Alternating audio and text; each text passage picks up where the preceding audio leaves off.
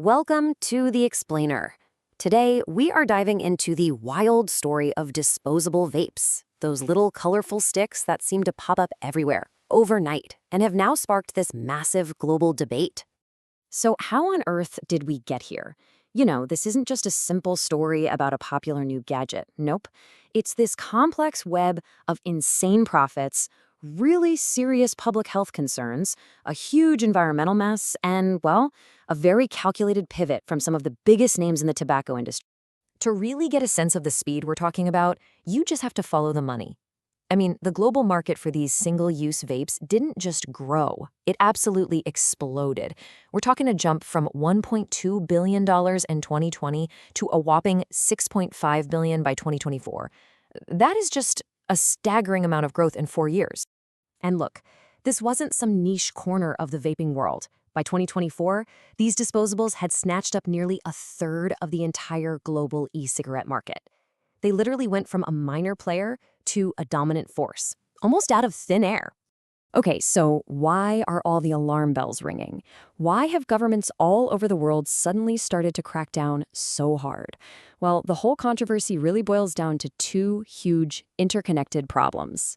So problem number one, the alarming surge in youth vaping. Just look at this data from the UK. E-cigarette use among 11 to 17-year-olds almost doubled in just 2 years. And the main driver behind that? You guessed it. The vast majority were using these cheap, colorful, single-use products. The second threat is the gigantic environmental footprint they leave. They're designed to be thrown away, right?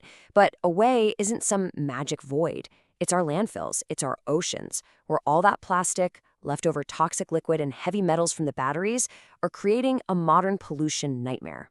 And the scale of this waste is it's mind-boggling. The nonprofit material focus figures, we're tossing about 10 tons of lithium every single year just from these vapes. To put that in perspective for you, that's enough of that critical material to build batteries for 1,200 electric cars. And it's just being thrown in the trash. All right, so let's get to the major players here, because this kind of explosive growth, it definitely didn't go unnoticed by the giants of the tobacco industry. So publicly, you had these big companies framing their move into disposables as, just meeting consumer demand for convenience. But behind closed doors, their own reports told a very different story. They were admitting that this boom in disposables was actually eating into the sales of their own reusable products. So here's the crucial point. After seeing these disposables as a threat from smaller competitors, the industry giants basically decided, if you can't beat them, join them. And by 2022, all of them had jumped right into the disposable game with their own brands. So you have this perfect storm, right? Skyrocketing use among young people and this massive environmental problem. And that triggered a really powerful response from regulators all over the world. Starting in 2023, it was like a domino effect. First, Australia announced a ban. Then in 2024, France and New Zealand followed. And the UK's ban is set to kick in 2025. This was a major international shift against these single-use products. But of course, the story doesn't end there.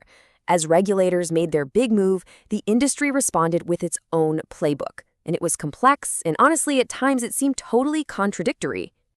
To really wrap your head around this playbook, let's zoom in on the moves of one of the biggest players on the board, British American Tobacco. Their strategy reveals this fascinating game of chess they're playing. So first up, BAT lobbied U.S. regulators hard to get its competitors' disposable vapes off the market. They were arguing in these petitions that all these unauthorized products were fueling youth vaping and hurting, legitimate businesses like theirs. But health advocates were not having it. They were so quick to call this out.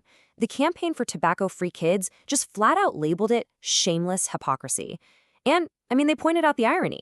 At that exact moment, BAT's own Vuse e-cigarette was the second most popular brand among American teens. This kind of public-facing strategy continued over in the UK. When the government announced a new tax on vapes, BAT's chief executive publicly said, quote, "We love regulation." It's a really savvy move, right? Because these kinds of taxes often hit the smaller companies way harder, helping the big, established players consolidate the market. But then came the twist, a total U-turn.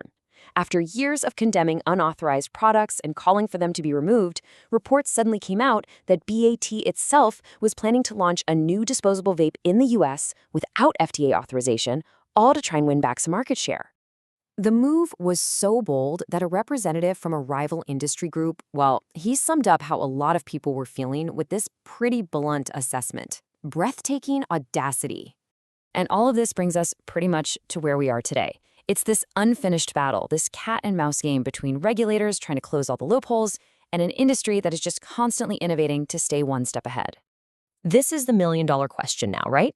Are these bans actually doing what they were supposed to do, reducing waste and curbing youth use, or is the industry just outsmarting them? Well, the industry's response was, you have to admit, a masterclass in product design.